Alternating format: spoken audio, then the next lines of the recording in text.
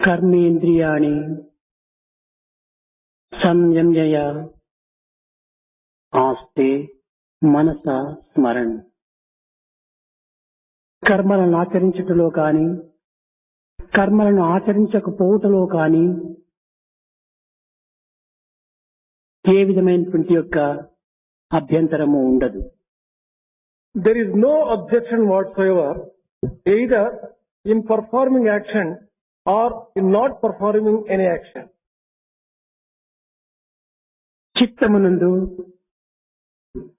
వాసనలను వేరు చేయుటే ప్రధానమైనటువంటి అంశము.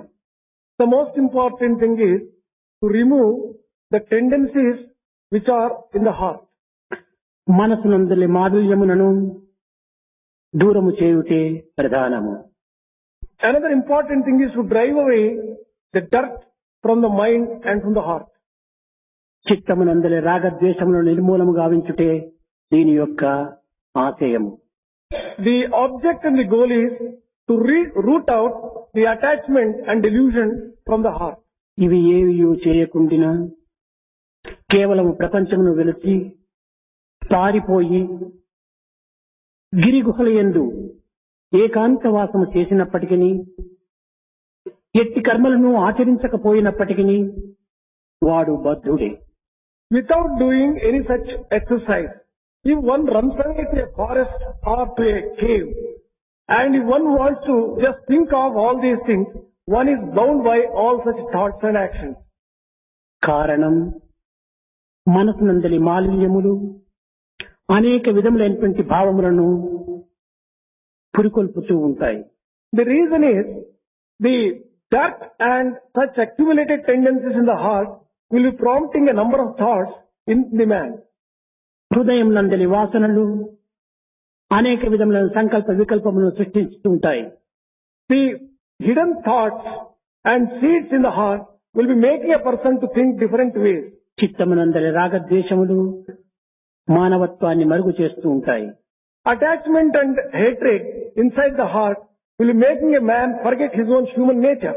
కనుకనే మనసునందలి మాలిన్యము, హృదయం నందలి వాసన, చిత్తమునందలి రాగద్వేషములను ఎవరు నిర్మూలము గావించుకొని ప్రశాంత హృదయులై జనమధ్యమును సంచరించుచున్నప్పటికీ ఎట్టి కర్మలు ఆచరించుచుంటున్నప్పటికీ అట్టివారే నిజ యోగులని Bhagavad Gita నిరూపించినది.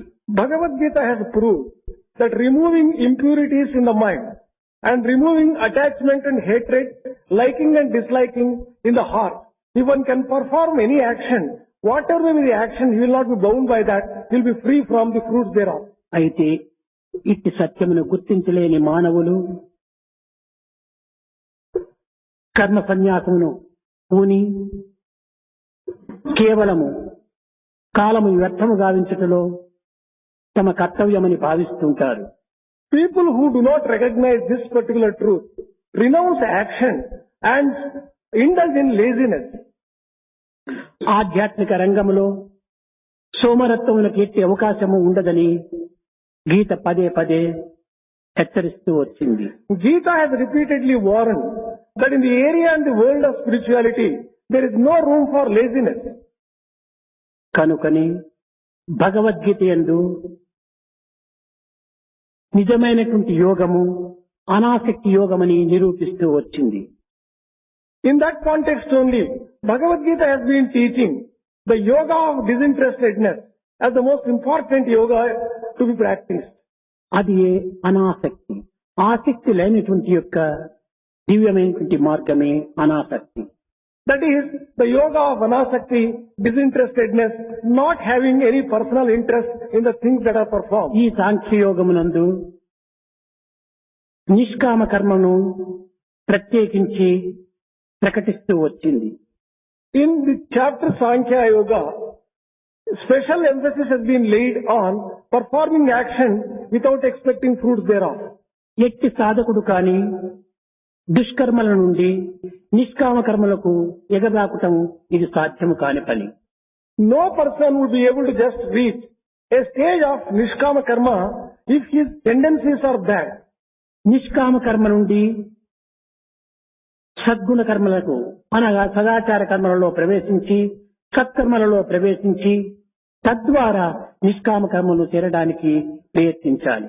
A person will have to travel from bad qualities to good qualities and good actions.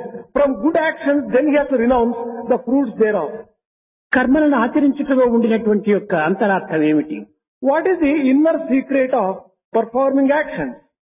ఈ కర్మల వల్ల చిత్తశుద్ధి ఏర్పడుతుందని గీతావాక్యము. It is Gita's proclamation that on account of action and through action, purity of the heart can be attained. చిత్తస్య శుద్ధియే కర్మః. చిత్తశుద్ధి నిమిత్తమై కర్మలు ఆచరించమని ఆదేశించింది. The commandment is that one has to perform action for the sake of attaining purity of the heart. అయితే ఎట్టి కర్మల చేత చిత్తశుద్ధి ఏర్పడుతుంది? By doing what type of action would a person be able to achieve purity of heart? ఈశ్వరార్పణతో కావించినటువంటి కర్మల వల్లనే చిత్తశుద్ధి ఏర్పడుతుంది. One would be able to attain purity of heart only by performing action as an offering to the Lord.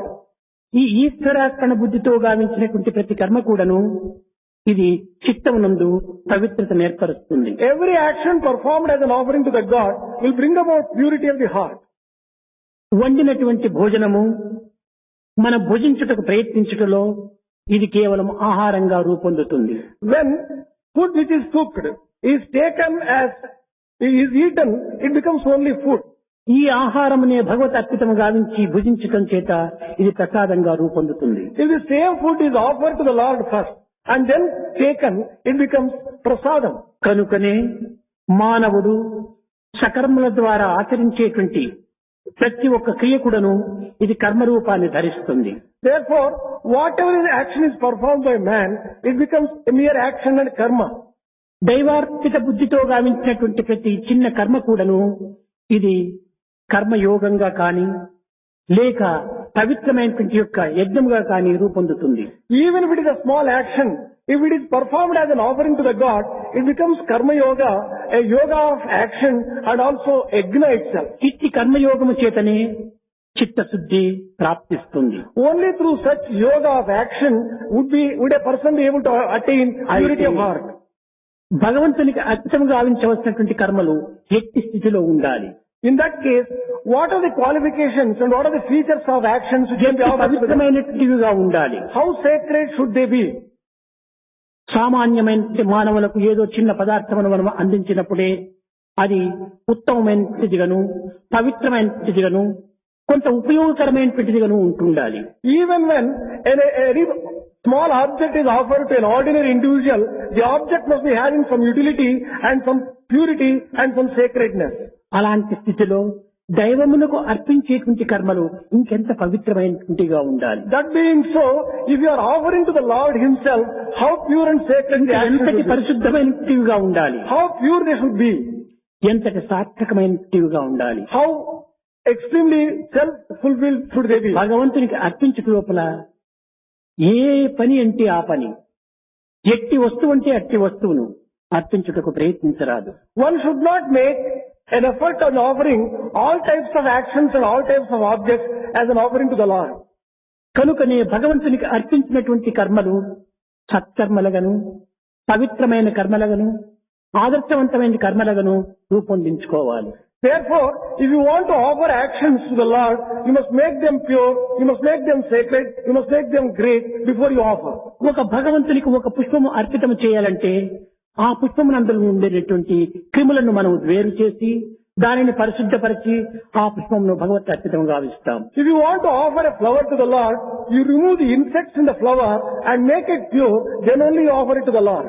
కనుక మనము చేయు ప్రతి కర్మ కూడాను భగవత్ అర్పితమైనటువంటి పుష్పంగా రూపొందాలి.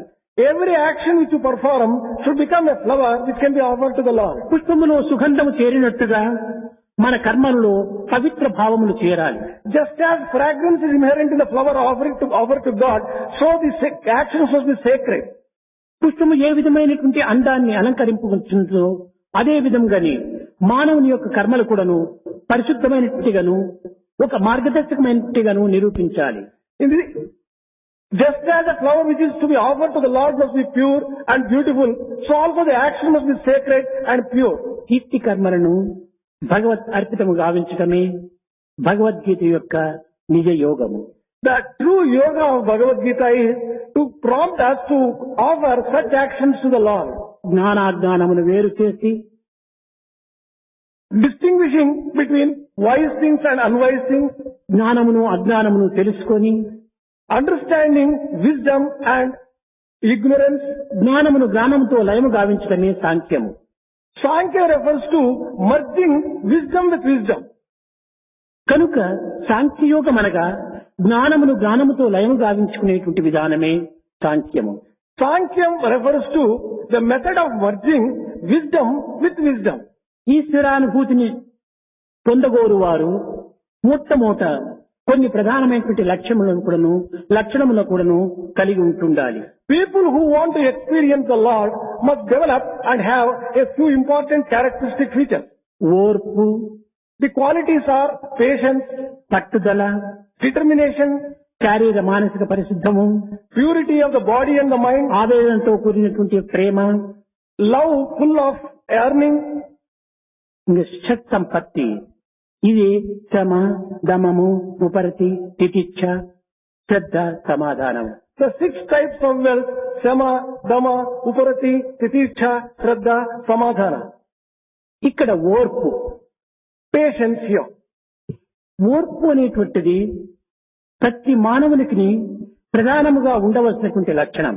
Patience and forbearance is a very important characteristic which every person should have. ఈ ఓర్పును కోల్పోవటం చేతనే రాజులు భ్రష్టులయ్యారు.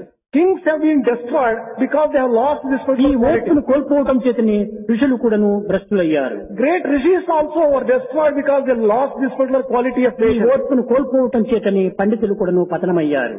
Scholars also came to ruin because they lost this particular ఈ quality. ఓర్పు అనేటువంటిది ప్రధానమైన కవచంగా మనం తీసుకోవాలి. This particular quality of patience must be taken as an important shield and an armor. ఓర్పునే లేకుండా మానవత్వమునకి ఏమాత్రము విలువ రాణించదు. There would be no value whatsoever to humanity and human beings if they do not have ఈ patience. ఓర్పు అనేటువంటిది కేవలం స్థిత ప్రజ్ఞకు ప్రధానమైనటువంటి యొక్క గుణముగా రూపొందుతుంది. This particular quality of patience is an important quality for Sthita Prajna. ఈ ఓర్పునే లేకుండా మనము దీనిని సాధించలేము. Without having this particular quality of patience, we would not be able to attain that. ఈ ఓర్పునకు మనము పట్టుదల అనేటువంటిది ప్రధానమైనటువంటి లక్షణము. Resolute nature and determination is a very important ఈ precondition. పట్టుదలను కేవలము మూర్ఖమైనటువంటి పట్టుదలగా ఉంటుండకూడదు. The resolute nature should not be associated with foolishness. పవిత్రమైన కార్యములు యందు, In the sacred tasks, పారమార్థికమైనటువంటి విషయములందు, in the matters relating to spirituality, ఇది ఏమాత్రం కూడాను తాము చలించక, భ్రమించక, స్థిరత్వమును కలిగి ఉండేటువంటి యొక్క భావమును మానవునికి పట్టుదల అని చెప్తూ వచ్చారు. man's firmness and resolute nature may be described as the one which is undiluted, which is full of firmness, which in these respects, ఎన్ని విధములైనటువంటి ఇబ్బందులు మనకు ప్రాప్తించినప్పటికీ, whatever obstacles you may get, ఎన్ని విధములైనటువంటి యొక్క అనానుకూలం మనకు సంభవించినప్పటికీ, whatever troubles and problems you may face, పట్టిన పవిత్రమైన కార్యమును సాధించేటువంటి విషయంలో మనకు పట్టుదల అత్యవసరము. we should have that firmness in achieving and accomplishing the task which we have undertaken. పట్టుదలనే లేకుండా ఓర్పునకు బలమే ఉండదు. If we do not have determination, the patience will not have its own strength. ఓర్పు, పట్టుదల రెండు కూడాను ఒక జమట బిడ్డలు. Patience and determination are like twins. ఇది ఒకదానిని ఒకటి వీడి ఉండలేవు. One cannot live without the other. పట్టుదల వీడింమా ఓర్పు అనేటువంటి మనం బలహీనం పొందుతాము. Without determination, the patience will not be able to establish itself well. ఓర్పును కోల్పోతిమా పట్టుదల అనేటువంటిది అంతర్ధానం అయిపోతుంది. If we lose patience, determination also will not be there. ఇంకా శారీర మానసిక పరిశుద్ధములు. Then purity of the body and mind. శారీరమును మనం ఏ విధంగా పరిశుద్ధులు గావించుకుంటున్నామో, మానసిక సంబంధమైనటువంటి యొక్క ప్రవర్తనలు కూడాను, భావములు కూడాను మనం పరిశుద్ధము గావించుకున్నటకు తగిన ప్రయత్నం చేయాలి. Just as we undertake various acts to purify our body, so also we should undertake certain acts to purify our mind.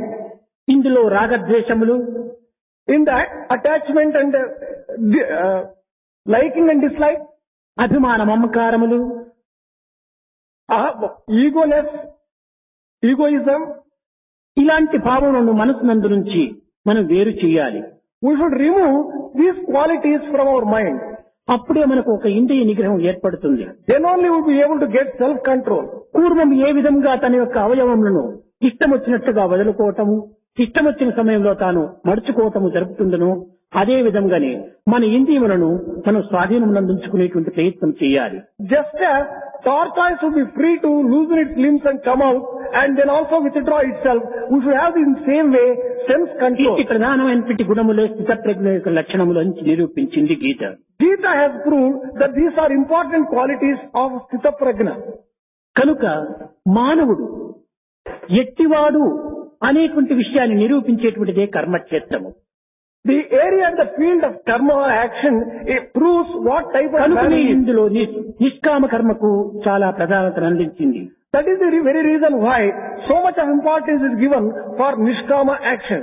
అద్దము మన ముఖం యొక్క స్వరూపాన్ని ఏ విధంగా నిరూపిస్తుందో, Just as mirror proves the type of face that we have, మన దేశమునందల temperature ని ఏ విధంగా thermometer నిరూపిస్తుందో, just as thermometer gives the reading of the temperature of our body, మానవుని యొక్క మంచి చెడ్డలను కర్మకలాపంలో నిరూపిస్తుంది. his action proves what type of feelings a person has. కనుక మానవుడు ఎట్టివాడు అనేటువంటి విషయాన్ని తాను చేసేటువంటి కర్మల ద్వారానే మనకు గుర్తింప చేసుకోవచ్చు. We can easily find out what type of person a person is by seeing his actions. ఒకరు చూచుటకు మహా సాత్వికంగా కనిపించవచ్చును, One may appear to be a sattvic person. మహా త్యాగిగా గోచరం కావచ్చును, He may appear to be a person of great పవిత్రమైన sacrifice. హృదయుడుగా మనకు విశ్వసించవచ్చును. We may believe that he is a person with sacred heart. కానీ అతను చేయు కర్మల యందు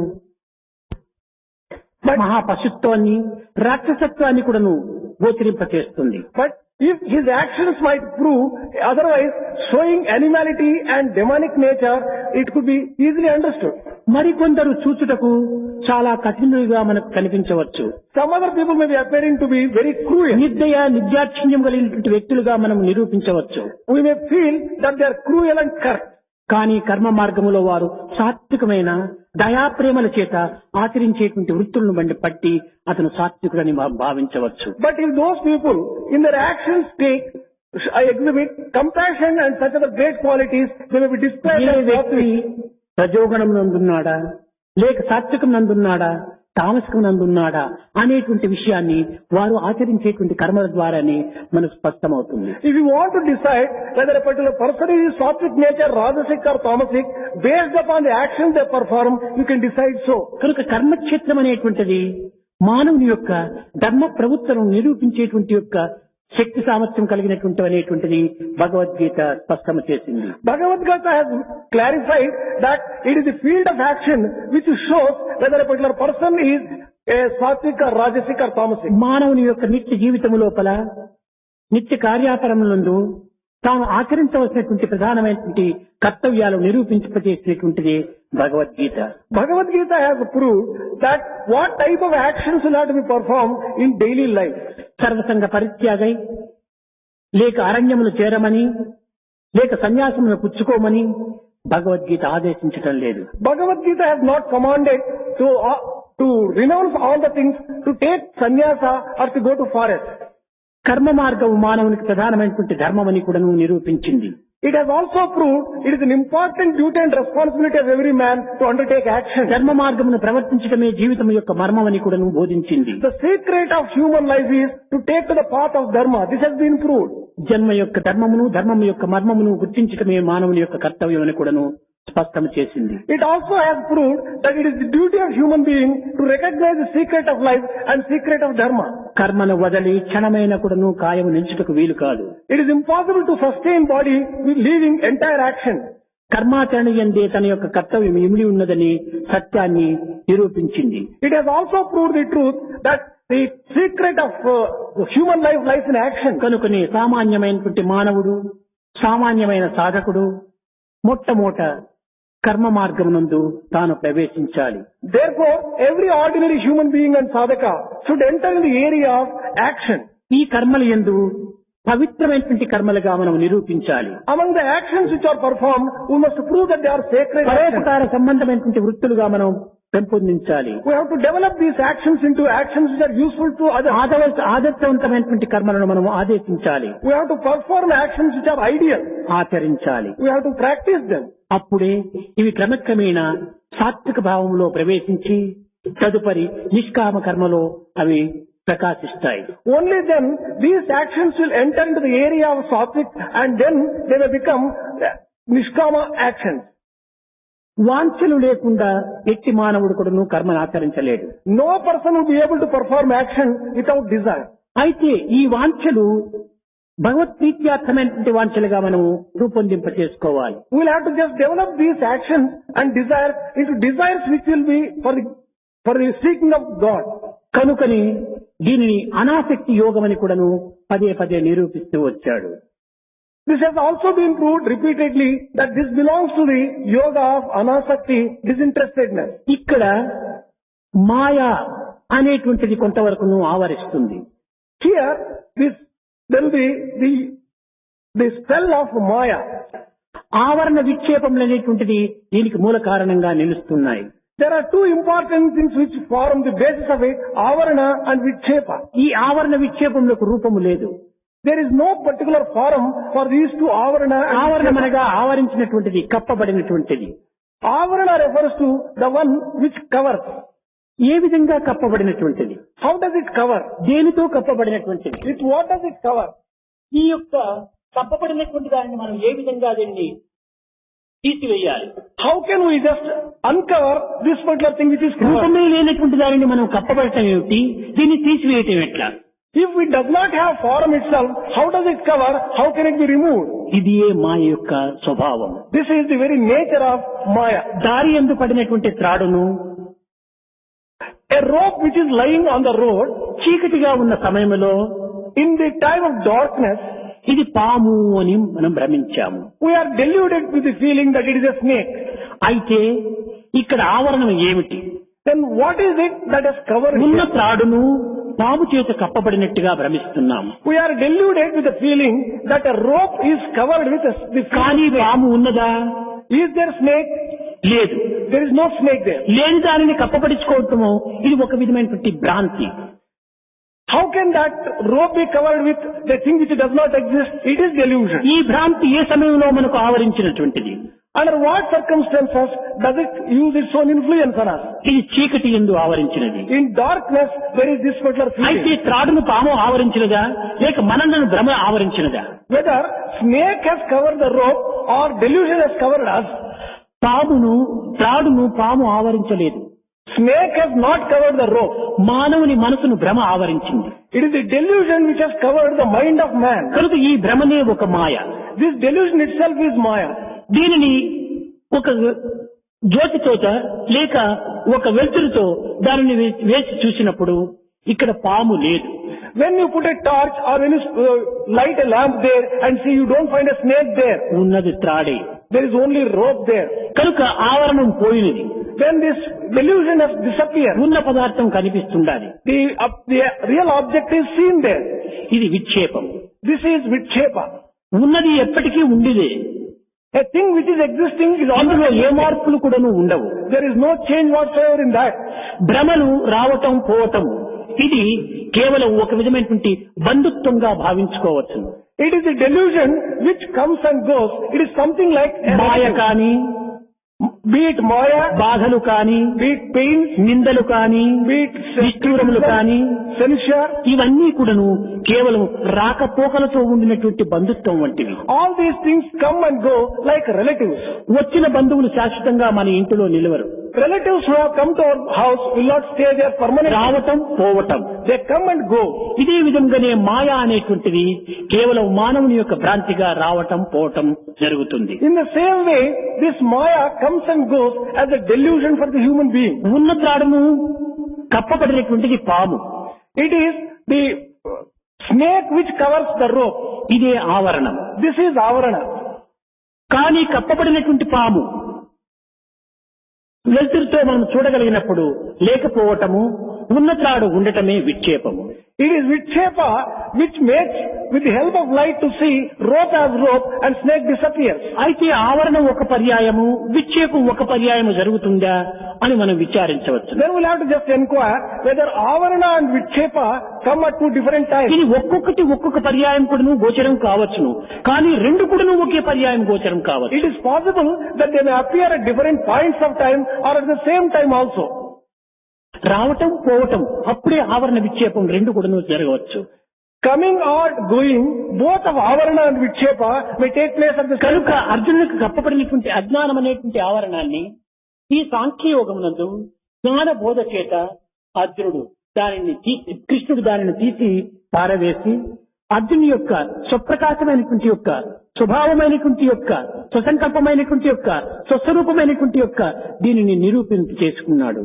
Krishna, by teaching wisdom to Arjuna, has been able to free him from his delusion and make him find in his self-effulgence.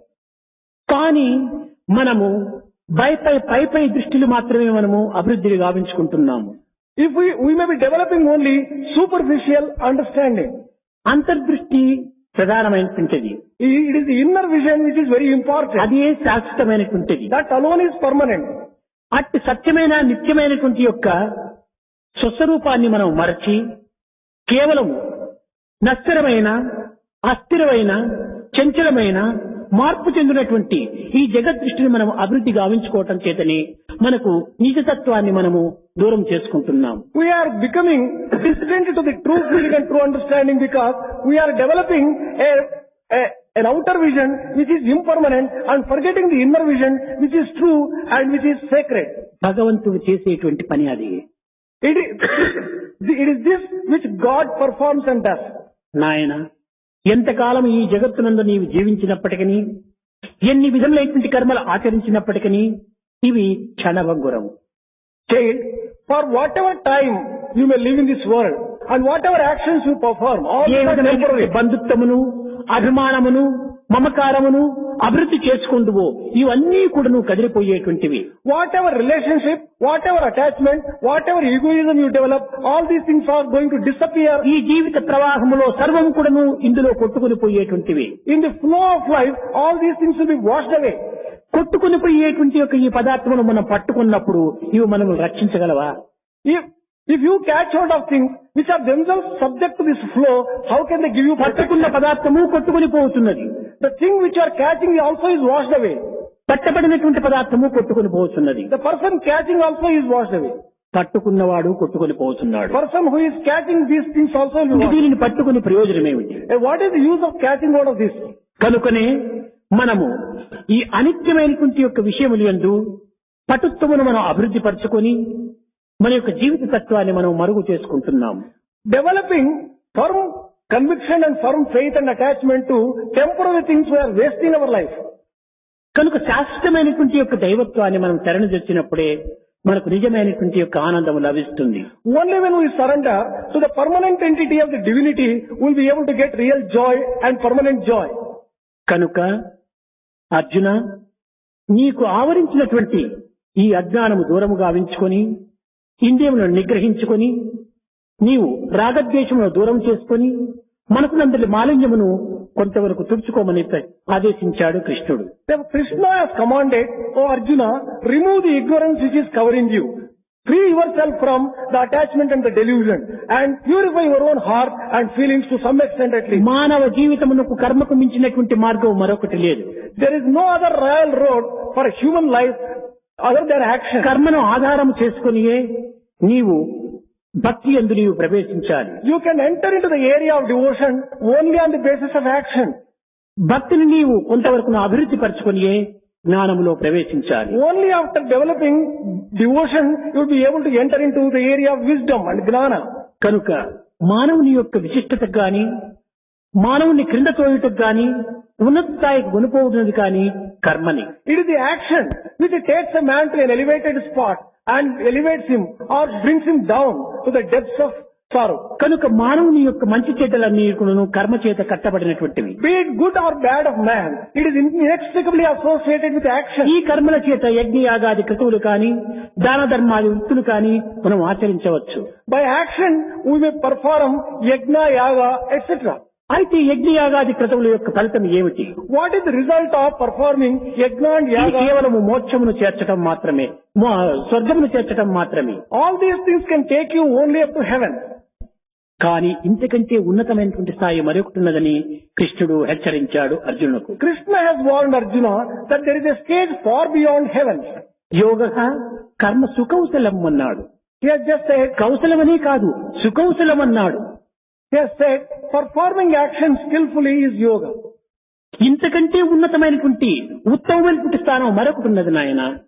There is a stage which is far beyond, far more sacred than this. O ఈ stage. స్వర్గమే సత్యము నిత్యమని నీవు భావించకు. Do not consider this heaven as a permanent one. క్షీణే పుణ్యే మధ్యలోకం విశంతి. ఇది కొంతకాలముకు తిరిగి దిగి రావాల్సి వస్తుంది. At the end of the exhaustion of the merits, you will have to come down to earth. ఇది తాత్కాలికమైనటువంటి క్యాంపు.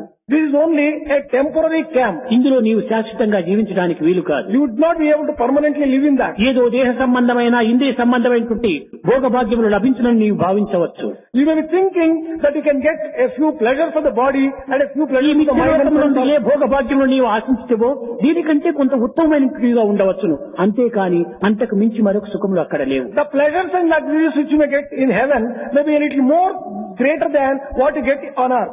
కనుక దీనికంటే ఉన్నతమైనటువంటి ఒక స్థానం వరకు ఉన్నది. There is a stage which is far beyond, far more sacred than this. అది ఏ దైవాత్మతత్వము. This is the principle of identifying oneself with ఇది God. Brahma సంయోగము. This is also mergence with ఇది Brahman. ఆత్మానుసంధానము. This is association with Atma. కనుక ఇట్టి దివ్యమైనటువంటి స్థితిని నీవు పొందుటకై నీవు కర్మల యందు నిష్కామ కర్మను ఆచరించమన్నాడు.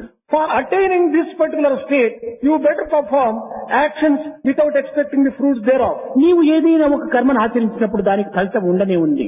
When you perform any action, there will certainly be a fruit for the అది action. నీవే అనుభవించాలి అనేటువంటి ఒక సిద్ధాంతం ఇక్కడ లేదు. There is no rule which says that you alone should enjoy the fruit of it. మన తాతగారు ఒక మామిడి చెట్టు పాతి ఉండవచ్చును మన పెరట్లో. Our grandfather might have sown a seed and developed.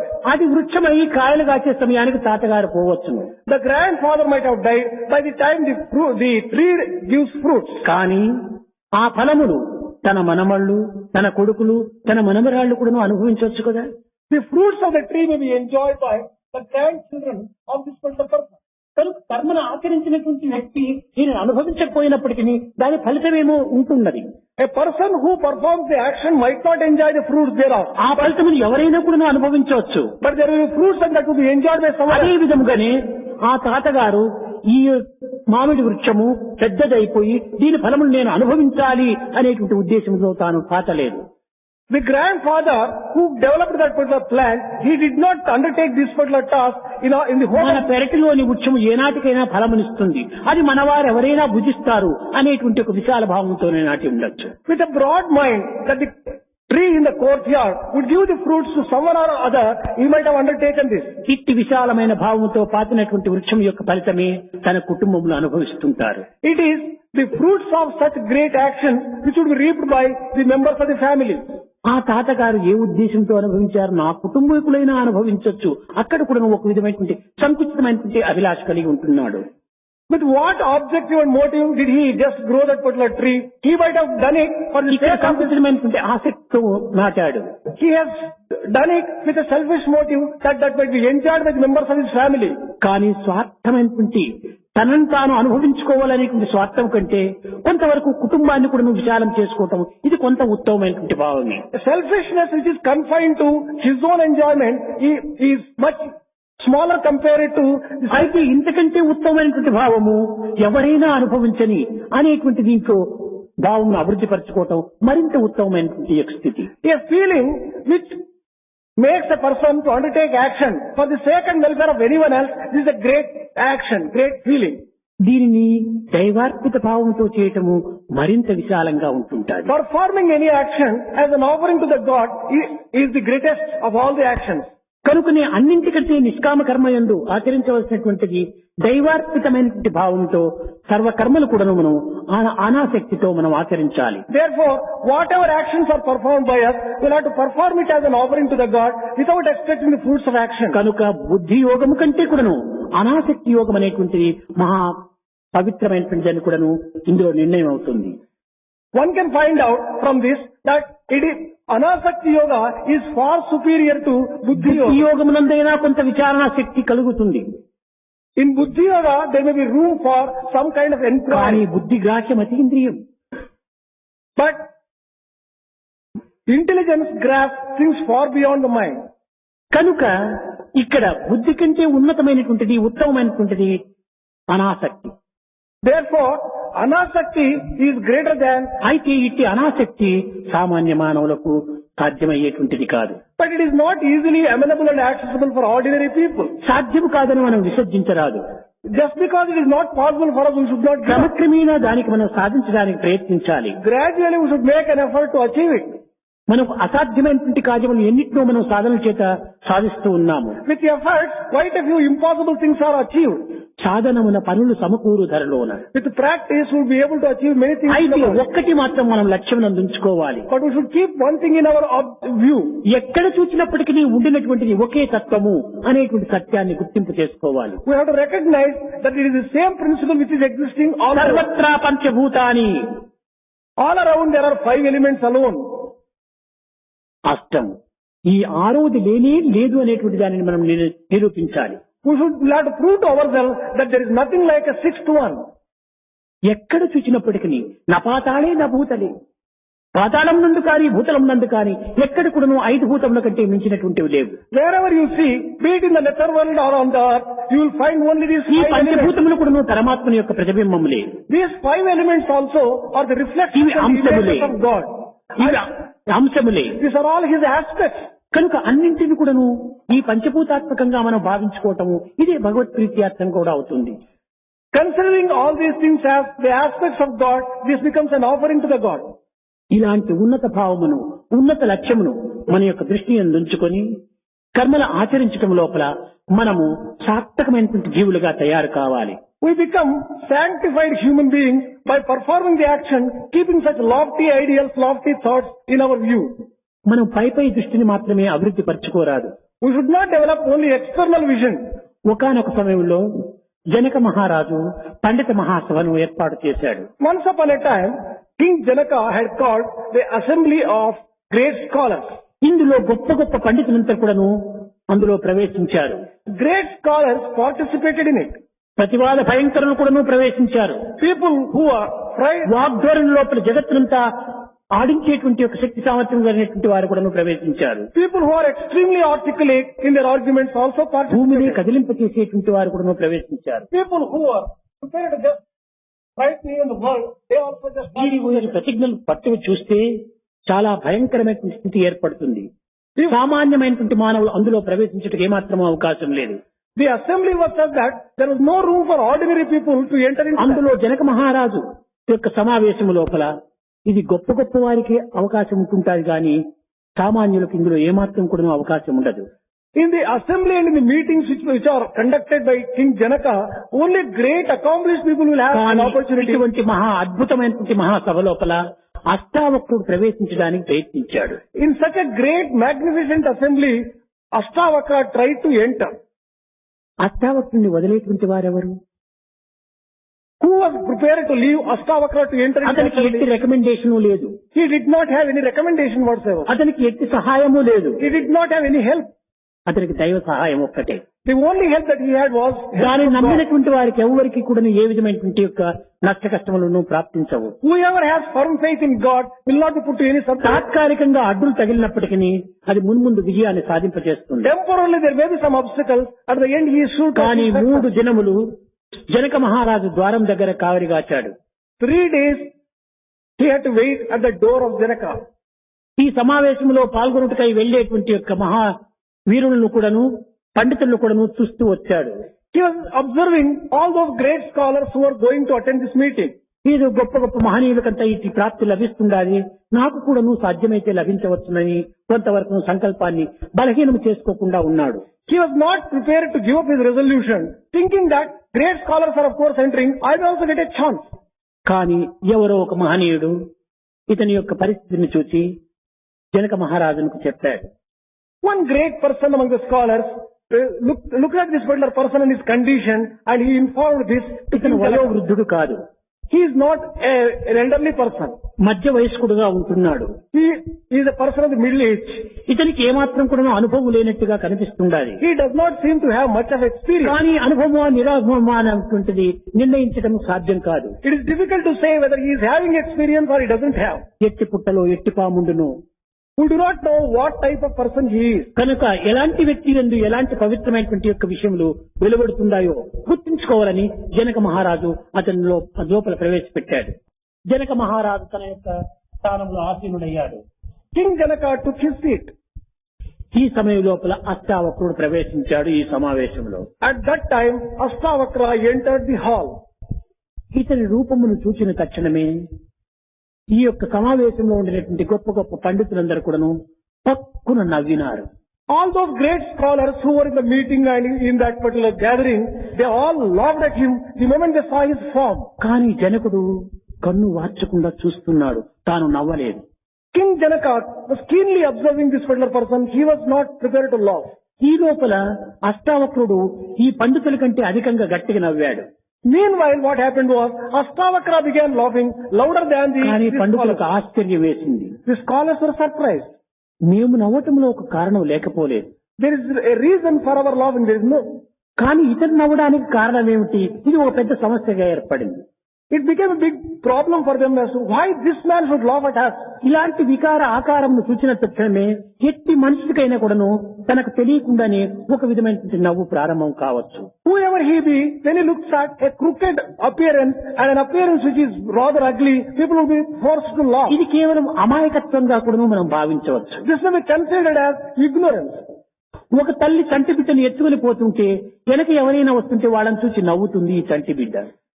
An innocent child may be laughing at a person who is coming behind when mother is carrying the child. నవ్విన తక్షణమే ఎలాంటి వారికి వారికి కూడా తెలియకుండానే నవ్వుతారు. When a child smiles, every other person who looks at the child will be forced to smile. ఇది అమాయకత్వంలో ఉండేటువంటి పవిత్రత. This is the greatness and sacredness of. కానీ ఇక్కడ పవిత్రతలో ఉండినటువంటి అమాయకత్వంగా రూపొందుతుంది. There is sacredness which is inherent in innocence. పండితులందరూ కూడా చాలా గొప్పవారు. Scholars who have assembled them, they were very great. అమాయకత్వం ఏమాత్రం కూడా చేరలేదు వాళ్ళు. There is no innocence there. కనుక వారు ఈ యొక్క వ్యక్తి నవ్వటంలో కారణం ఏమిటో అని గుర్తించాలని అందరూ కాచుకొని ఉంటున్నారు. They were eagerly waiting to find out what the cause for this particular person laughing so loudly. అందులో ఒక పండితుడు సాహసించి, నాయనా నీవెవరో, కానీ ఈ రూపం చూస్తే మాకు చాలా నవ్వు వస్తుంటుండాలి, కానీ దీనివల్లనే మేమందరూ నవ్వాము, కానీ నీవు నవ్వడానికి కారణం ఏమిటి? One among the scholars made bold to say that, oh person, who are you? We do not know. When we looked at you, your form made us laugh. Why are you laughing in response to our laughter? అయ్యా, నేను ఇక్కడేదో గొప్ప పండితుల మహాసభ జరుగుతుండాలని నేను ప్రవేశించాను. Well, sir, I entered this particular assembly thinking that this is an assembly of great scholars. ఇలాంటి వారంతా ఈ యొక్క సమావేశంలో ఉంటున్నారంటే నేను ఈ జనక మహారాజు సమావేశానికే వచ్చి ఉండేవాడిని కాదు. If only I had known such people are in this assembly, I would not have come to this. నేను గొప్ప గొప్ప మహా పండితులంతా ఉంటారని చెప్పి నేను ప్రవేశించాను. I entered here thinking that there are great scholars కానీ here, ఇక్కడంతా చర్మకారులు మాత్రమే ఉంటున్నారు. but there are only cobblers here. ఈ మాట వినేటప్పటికి పండితులకు చాలా కోపం వచ్చింది. Those scholars who assembled there were very angry when he uttered like this. చర్మకారులు అంటే చెప్పులు కుట్టేటువంటి వారు అని దీని అర్థం. Charmakarudu refers to a cobbler who stitches. ఇంత కఠినమైనటువంటి పదం ఉపయోగపెడుతున్నావా అని అందరూ కూడా చాలా ఉగ్రులైనారు. All those scholars were very angry for using such an abusive or insulting word. అష్టావక్రుడు చెప్పాడు, నీ చర్యలకు ఈ పదమే సరైనటువంటి పదం అన్నాడు. This is a proper word to describe your action, he said. చెప్పులు కుట్టేటువంటి వారికి చర్మం యొక్క విషయం బాగా తెలుస్తుంది కానీ మిగతా వారికి ఏమాత్రమూ తెలియదు. Only cobblers will be able to recognize the value of the skin, others would not be able to do it. కాబట్టి మీరందరూ నా చర్మాన్ని చూసి నవ్వుతున్నారు. All of you are laughing at my skin. నా యొక్క పాండిత్యాన్ని చూడటానికి మీరు ప్రవేశపెట్టలేదు. You have not cared to find out my ప్రయత్నం చేయలేదు. You have not made any efforts to know my scholarship. కనుక పండితులైనటువంటి వారు అంతర్దర్శనం కలిగి ఉంటుండాలి. Pandits should have the capacity to look inward. కనుక ఈ అంతర్దర్శనమే లేనటువంటి యొక్క తత్వము ఇది పాండిత్యానికి ఒక ఏమాత్రం కూడా అవకాశం కాదన్నాడు. A person who does not have an inner vision cannot be described as a scholar at all, he said. ఈ సత్యాన్ని గుర్తించినటువంటి జనకుడు ఇతన్ని ప్రవేశపెట్టి ఇతనితో పాండిత్యం యొక్క విషయాన్ని ప్రదర్శించమని కోరాడు. King Janaka, who recognized this particular aspect, asked him to enter into the assembly and asked him to... అదే విధముగానే లోకములో ఎంతటి గొప్పవారైనప్పటికీ బాహ్య దృష్టిని మనం అభివృద్ధి పరుచుకుంటాము కానీ అంతర్దృష్టిని ఏమాత్రం కూడా మనం ప్రయత్నపూర్వకంగా సాధించడం లేదు. In the same way, in the world, however great we may be, we develop only external vision and not the inward vision. కనుక నీ యొక్క దేహ సౌందర్యము, దేహ పటుత్వము, దేహం యొక్క శక్తి సామర్థ్యములు నీవు ఊహించవచ్చును కానీ దైవము మానసిక పరిశుద్ధమి, చిత్తము యొక్క ప్రభావమి. You may take into account and recognize only the physical features, the physical power, the education, etc. But God looks to... హృదయం యొక్క శాంత స్వభావమునే తాను పరిశీలిస్తాడు. God looks to the purity of the heart and the inner peace of the heart. కనుకనే మన అంతర్దృష్టిని మనం అభివృద్ధి పరచుకొని అంతర్భావములను కొంతవరకు ప్రశాంతమైనటువంటి రీతిగా మనము చూసుకోవాలి. We should develop inner vision and develop inner peace. ఎట్టి సమయమునందు కానీ మనం ఉద్రేకములకు కానీ ఇంకే విధమైనటువంటి యొక్క దీనికి కానీ మనం ఆవేశానికి కానీ మనము గురి కారాదు. Under whatever circumstances be it, we should not be subject to easy excitement. వారి యందు ఉండినటువంటి భావములు బయట రాని. The feelings which are inside will have to... ఎవరైనా నిన్ను దూషించారనుకో, someone were to just, let us say, insult you. ఈ దూషించడం వల్ల నీకు ఒరిగేటువంటిది ఏమి లేదు, తరిగేటువంటిది ఏమి లేదు. What is it that you are going to lose or by that kind of insult? దీనికి నీవు ఏమాత్రం కూడా ఆవేశపూర్వకంగా నీవు ఉద్రేకం తెప్పించుకోరాదు. For such insults you should not respond with excitement. ప్రశాంతంగా ఉంటుంటే నీపైన అతనికి కలిగినటువంటి ద్వేషం ఏమిటో అదంతా ఒక్కతూరి బయటపడిపోని. If you are peaceful, all the anger that he has may be poured out. కానీ దానిని నిలపడానికి నీవు ప్రయత్నం చేస్తే ఇది ప్రమాదాన్ని చేకూరుస్తుంది. If you try to obstruct that particular feeling of anger and expression, then it will lead to dangerous situation. ఏదైనా ఒక వ్యక్తికి వామిటింగ్, వాంతులు ప్రారంభమవుతాయి. Let us just assume that a particular person is vomiting. ఈ వాంతులు దేని వల్ల మనకు వాంతులు కలుగుతున్నాయి? What is the reason for this vomiting? ఈ యొక్క ప్రేగుల లోపల ఏదో ఒక మలిన పదార్థం చేరటం చేత లేక యాసిడ్ ఫార్మ్ కావటం చేత ఈ వాంతులు ప్రారంభమవుతాయి. It is an account of the entering of some impurities into the stomach. ఎక్కడ మలినము చేరునో అక్కడ పురుగులు చేరుతాయి. Wherever there is impurity, there will be insects. ఎక్కడ మలినము పురుగులు చేరునో అక్కడ అనారోగ్యం ప్రారంభమవుతుంది. Where there is impurity and insects, there will be lack of good health. కనుక దేహంలో ఏ భాగమునందు కూడాను మనం మాలిన్యం చేర్చుకోవడానికి ఏమాత్రం కూడా పూనుకోకూడదు. Therefore, we should be careful to see that no impurities enter into our body. కనుకనే లోపల ఉండినటువంటి మాలిన్యం చేతనే ఈ విధమైనటువంటి వామిటింగ్ వస్తుంటాయి. On account of some impurity inside the system, there will be vomiting. ఈ సమయం లోపల మనం వానికి ఈ వాంతులు నిలపడానికి మందులు ఇవ్వరాదు. At such a time, we should not give medicine to stop his vomiting. మందులు ఇస్తే ఏమవుతుంది? ఏదో తాత్కాలికంగా అది నిలిచిపోతుంది కానీ ఆ యొక్క మాలిన్యం లోపల ఉండినంత వరకు తిరిగి ఎప్పుడైనా మరి రావచ్చు. If you give medicine, the vomit may not come out, but that will be there in the stomach. కనుక ఆ మాలిన్యం బయట పడేంత వరకు నీవు ఏమాత్రం కూడా మందులు దానికి ఇవ్వరాదు. You should allow all the impurities to come out and you should not obstruct by giving medicine. పూర్తి వచ్చిన తర్వాత ఆ బలహీనతకు కావాల్సింటే నీవు బలాన్ని చేకూర్చు.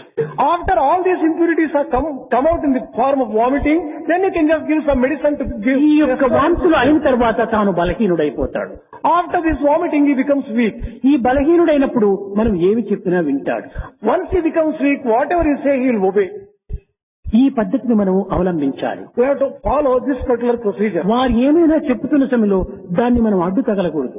Whenever a person is telling something, don't obstruct him. చెప్పుకొని తనలో ఉన్నటువంటి మాలిన్యం ఎంతవరకు అంత బయటపడిపోని. Whatever he wants to say, let him say as long as he wants to. Let all the శాంతాన్ని వహించాలి. Until such time we should have peace. ఈ శాంతమే మనకు సౌఖ్యము. This gives you joy. ఈ సౌఖ్యమే మనకు సంతోషము. The same joy ఈ gives you సంతోషమే happiness. మనకు స్వర్గము. This itself is heaven. ఇలాంటి స్వర్గతుల్యమైనటువంటి యొక్క భావాన్ని మనం దూరం చేసుకుని ఏదో మనం అనవసరమైనటువంటి ఉద్రేకాల్లో మనం ప్రవేశించరాదు. Why should we become distant to such heavenly feelings, and why should we get ఈ subject to ఓర్పు excitement? అనేటువంటిది మానవునికి ప్రధానమైనటువంటి యొక్క గుణం. This quality of patience is a very important ఉన్న quality. సద్గుణములు అన్నింటికంటే కూడా ఇదే చాలా గొప్ప గుణము. Of all the qualities, good qualities a person can have, patience is a very పర్యాలను important thing. చెప్తాను. Swami has said a number of times, Kshama Satyam, forbearance is truth, క్షమ ధర్మము, forbearance is Kshama dharma, వేదము, forbearance is Kshama veda, అహింస, forbearance is non-violence, క్షమ ధర్మము, forbearance is dharma Kshama also, సంతోషము, it also is joy, క్షమ సర్వము, it is everything, Kshama Sarvasvamu సర్వలోకములందు. it is everything in all the worlds put together. ఈ క్షమను మనము కలిగి ఉండినప్పుడే వానికి దమము ఉపరతి అన్ని కూడా ప్రవేశిస్తాయి.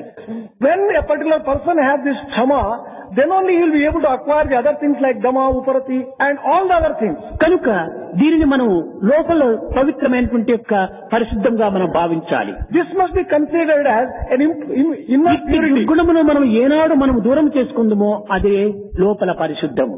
Only when we free ourselves from bad qualities, that will bring పైపైన out సోపులు పౌడర్లు వేసుకొని తిక్కొని కేవలం పవిత్రంగా ఒక వాసన ఉన్నంత వేసుకొని ఉండినంత మాత్రం అది పరిశుద్ధం కాదు. external application of soap, powders, etc. and such perfumes, they are not going to purify you internally. పైన శుద్ధం ప్రతి ఒక్కరూ గావించుకోవచ్చును, Externally we may purify ourselves. కానీ అంతర్శుద్ధి అతి అవసరమైనటువంటిది. Inner purity is కారణం extremely ఏమనగా important. అంతర్బహిష్ట సర్వవ్యాప్య నారాయణ, భగవంతుడు లోపల బయట ఉంటున్నాడు. The reason is, Lord is both inside and outside. కనుక భగవంతుడు ఉన్నటువంటి ప్రదేశాన్ని పవిత్రమైనటువంటి ప్రదేశంగా మనం నిరూపించాలి. The entire place where Lord ఇదే lives, పరిశుద్ధమైనటువంటి స్థానంగా మనం ఏర్పరచుకోవాలి. we have to purify it. బయట ప్రపంచం నందు ఉండేటువంటి ప్రపంచంలో భగవంతుడు మన గోచరం కాదు. The Lord in the external world, we may not be able to అంతర్భావం see. నందు ఉన్నటువంటి భగవంతుడే మనకు సర్వత్రా వెంట దంట ఇంట కంటి రెప్పవలే కాపాడుతూ ఉంటాడు. The indwelling God alone will be able to give you all protection, be it wherever you go. కనుక ఇక్కడ స్థితప్రజ్ఞ లక్షణం లోపల మానవుడు ఎట్టి గుణములను కలిగి ఎట్టి స్వభావముల చేత తాను ఆదర్శవంతమైనటువంటి యొక్క వ్యక్తిగా రూపొందింప చేసుకోవచ్చు అనేటువంటి విషయాన్ని ఈ సాంఖ్య యోగములో అమితంగా బోధిస్తూ వచ్చాడు కృష్ణుడు. Krishna has taught in Sankhya Yoga what are the qualities which will make a person an ideal person and a Sthita Prajna. ఇక్కడ శమం, Take one samam. మనశ్శాంతి, It is peace of mind. దమము, Damam. ఇంద్రియ నిగ్రహం, It is sense control. ఉపరతి, Uparati. ఒక విధమైనటువంటి యొక్క తీవ్రమైనటువంటి యొక్క ఆవేదన, It is a type of anguish. అనగా ఒక విధమైనటువంటి పవిత్రమైనటువంటి భావంతో కూడినటువంటిది ఉపరతి. It is anguish associated with a sacred feeling. తితిక్ష, Titiksha. ఎట్టి క్లేశ సమయం నందైనా కూడాను అచంచలమైనటువంటి ఒక స్థిరత్వాన్ని కలిగి ఉంటుండాలి. It is a feeling of steadiness under what ఎలాంటి బాధలు, circumstances. ఎలాంటి దుఃఖములు, ఎలాంటి విచారములు సంభవించినప్పటికీ ఏ మాత్రం కూడా చెలించినటువంటి యొక్క బుద్ధిని, భ్రమించినటువంటి మనసును కలిగి ఉంటుండాలి. Whatever be the tests, whatever be the tribulations, whatever be the trying circumstances, having a steady mind, an undiluted mind, and an unwavering mind, this is uparati. తితిక్ష. Titiksha. ఉపరతి అనగా వాంఛలు ఎందు త్యాగము చేసుకోవటం. Uparati means renouncing desires. శ్రద్ధ అనగా గురువునందు కాని, పండితులు ఎందు కాని, తాను విశ్వసించినటువంటి పరమాత్మని ఎందు కాని నిశ్చలత్వం, ఆ వాక్యాన్ని ఒక శాస్త్రవాక్యమో భగవద్వాక్యాన్నో గాఢంగా విశ్వసించేటువంటి ఒక స్థితిని శ్రద్ధ అంటారు. Shraddha refers to having a firm faith in the words of the Guru, in the words of the scripture, in the words of great people. సమాధానం, Samadhana. ఈ సమాధానం అంటే ఏమిటంటే అన్నింటి ఎందుకు సంతృప్తి కలిగి ఉంటుండాలి. Samadhana refers to having contentment under all circumstances and in all things. ఇంతే కాదు, చిత్తేకాగ్రత అత్యవసరం. Not merely that, concentration of mind is ఈ extremely important. చిత్తేకాగ్రత ఉండినప్పుడే Only when a person has concentration of mind, మానవుని యందు అచంచలత్వము ఏర్పడుతుంది. man will be able to have firmness, steadiness. అచంచలత్వం ఏర్పడినప్పుడే Only when he has steadiness, మానవుని యందు ఒక విధమైనటువంటి యొక్క తీవ్రమైనటువంటి యొక్క శ్రద్ధ మనకు చేకూరుతుంది. Then only he will be able to develop firm faith.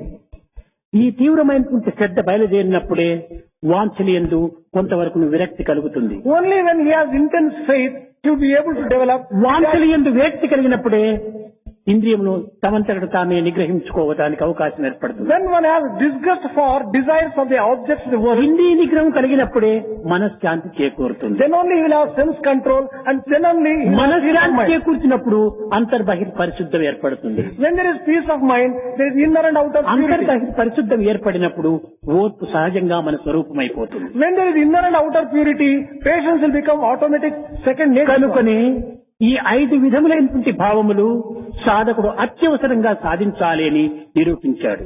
Therefore, every sadhaka has been asked to practice these 5 types of qualities. కేవలం శ్లోకములు కంఠస్థం చేసినంత మాత్రమున మనకు ఏమాత్రము ఫలితం రాదు. By hearting and memorizing these slokams, one would not be able to achieve this. కంఠస్థము చేయటంతో పాటు 1-2 విషయాలైనా మన నిత్య జీవితంలో మనము నిరూపించాలి. Along with memorizing these slokams, 1 or 2 things at least should be practiced in daily life. అప్పుడే గీతా మకరందము మన హృదయమును చేరగలదు. Then only the fragrance of Gita will be able to enter into our heart. కనుక ప్రతి దినము కూడాను మీరు అనుభవించేటువంటి ఈ ఆనందమును క్రమక్రమేణ అంతర్ముఖం గావించుకొనుటకు తగిన కృషి చేయాలని నేను ఆశిస్తున్నాను. Swami is just wishing that all this great joy which we are enjoying every day, we'll have to practice by making it inward property of our own selves.